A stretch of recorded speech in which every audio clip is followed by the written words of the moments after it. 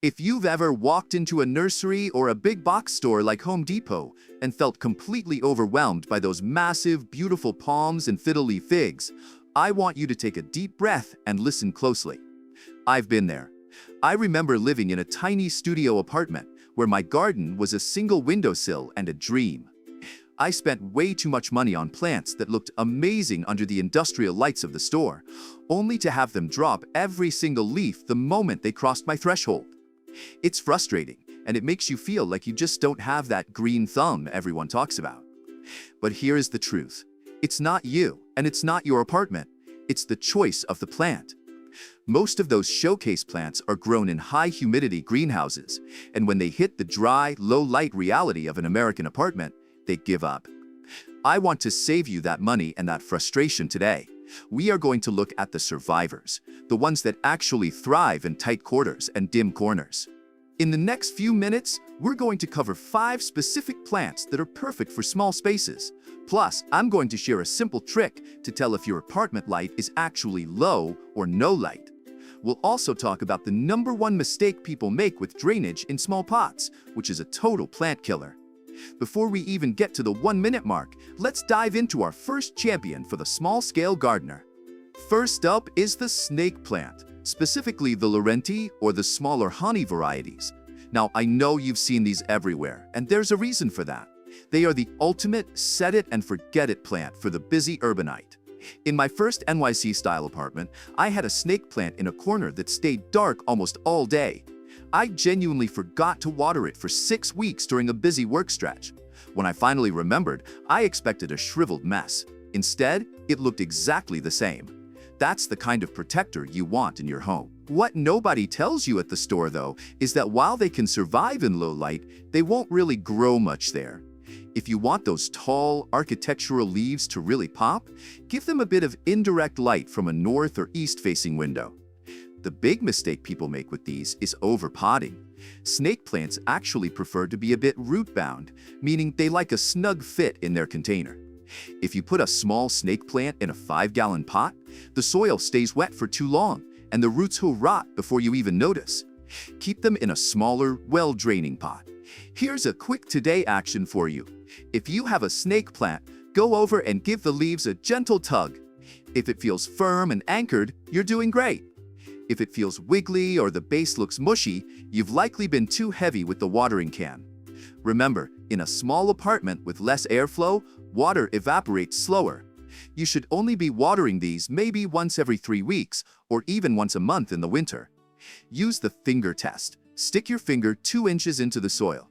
If it's bone dry, then and only then do you grab the pitcher. Snake plants are also great because they grow vertically, not horizontally. In a tiny apartment, floor space is premium real estate. You don't want a plant that's going to reach out and trip you in the hallway. These stay in their lane, looking sharp and cleaning your air while you sleep. They're tough, they're stylish, and they're almost impossible to kill unless you drown them with kindness. I've lived through the black thumb phase, and this plant was the one that gave me my confidence back. It's not about luck, it's about choosing a plant that fits your environment. But as hardy as the snake plant is, there's another plant that offers a completely different vibe. One that brings a lush, tropical feel to your high shelves without needing a massive footprint. It's a classic for a reason. But there is a simple mistake that makes this plant stop trailing and start looking thin and leggy. I'll show you how to avoid that and keep it looking full in just a moment. The plant I'm talking about is the pothos. You've probably seen them trailing down from the top of a bookshelf or hanging in a macrame planter in a window. In the nursery, they look like these massive, overflowing baskets of green and gold. But what happens at home? Usually after a few months, the vines get really long, but they lose all their leaves near the soil, leaving you with these long, naked vines that look more like green spaghetti than a lush plant. This is what I call the storefront trap. The plant at the nursery was grown with light coming from every direction, but in your apartment, the light usually only comes from one side. If you want to keep your pothos looking full and Pinterest-worthy, you have to be brave enough to prune. I know it feels wrong to cut something you've worked so hard to grow, but cutting the ends of those vines actually signals the plant to grow more leaves near the base. Plus, those cuttings are like free money.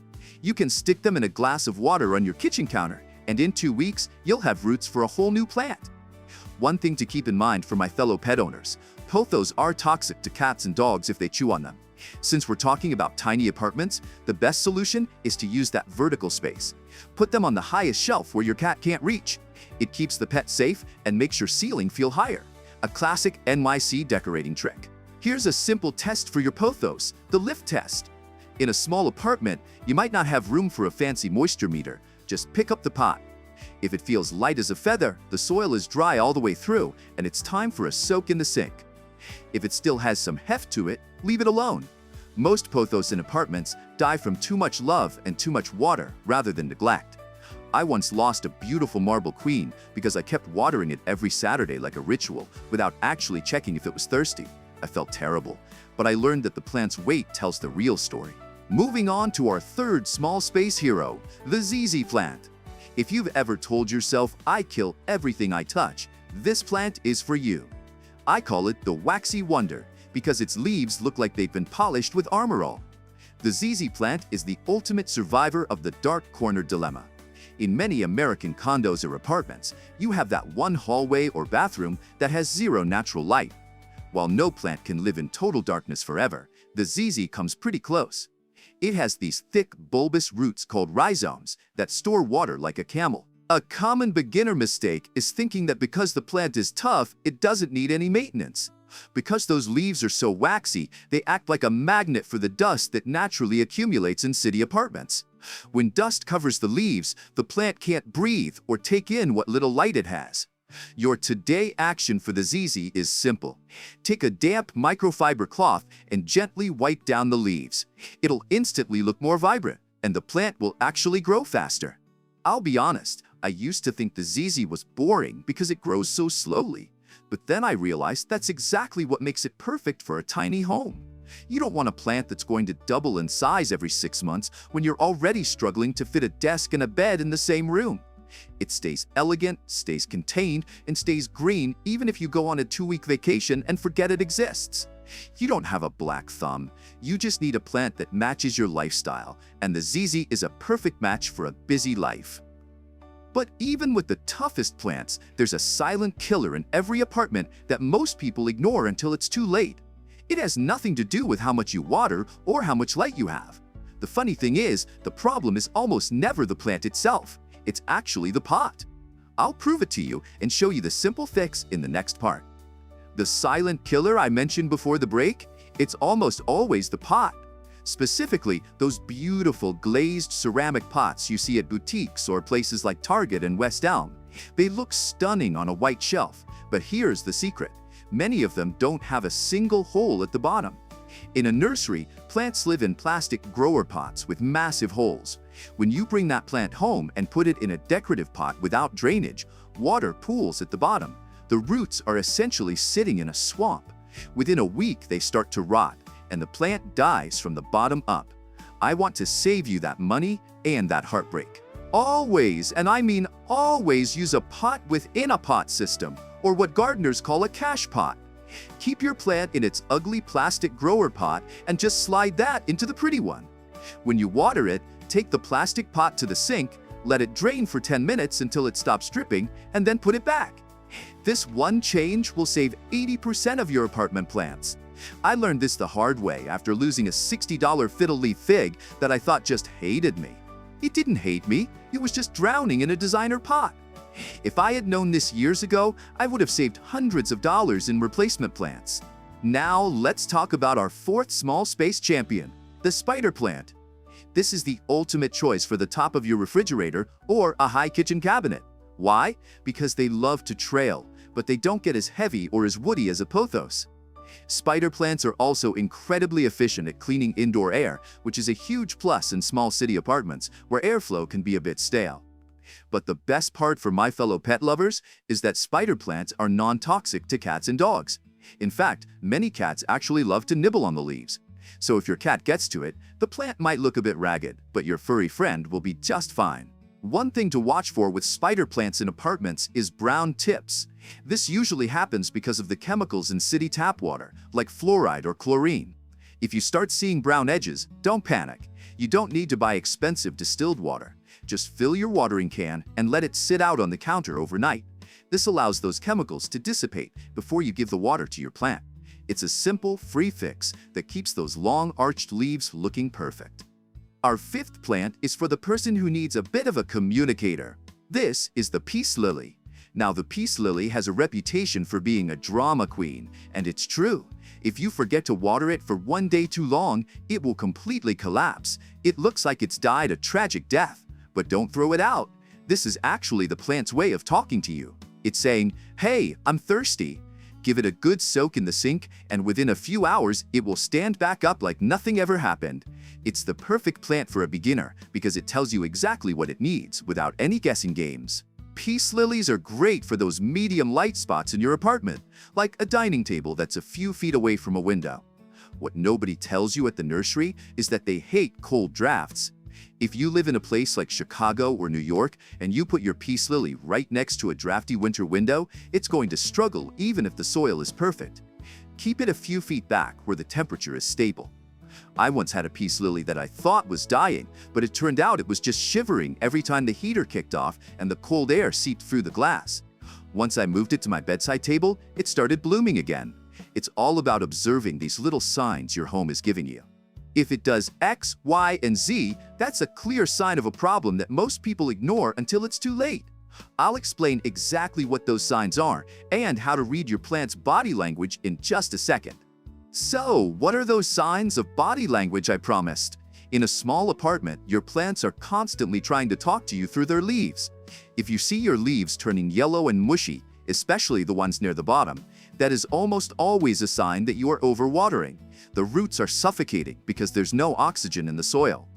On the flip side, if the tips are turning brown and crispy like a potato chip, your apartment is likely too dry, which is very common in American homes during the winter when the furnace is running 24/7. My quick fix? Group your plants together. They actually create a little microclimate of humidity around each other. It's like a tiny plant party that keeps them all breathing better. I've spent years making these mistakes so you don't have to. I've thrown away more plants than I dare to admit because I didn't know how to read what they were telling me. I want you to feel confident, not guilty. If a plant dies, don't let it discourage you. Think of it as a low-cost tuition fee for your gardening education. We've all been there, and even the most expert gardeners you see on social media have a compost bin full of failures. The difference is, they just kept going, and now you can too. Let's recap what we've learned today for your tiny apartment garden.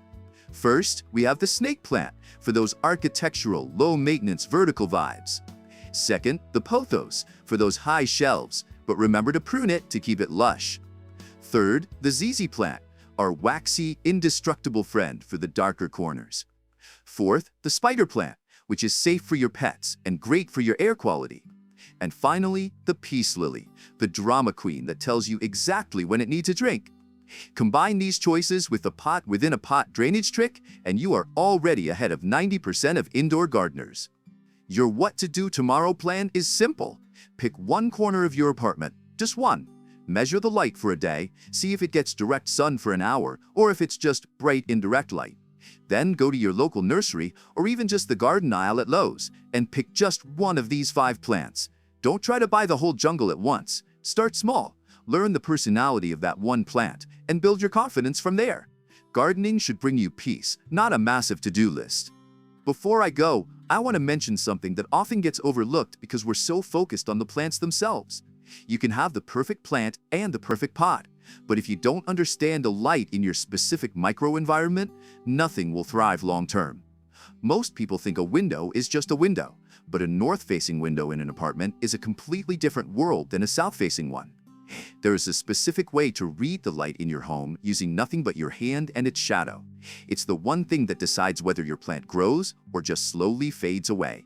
I talk about exactly how to master that light reading and how to choose the right spot without guessing in the video appearing right there on your screen. Click that and let's make sure your new apartment plants have the best possible start. Grow with patience, grow with knowledge, grow with love. See you next time.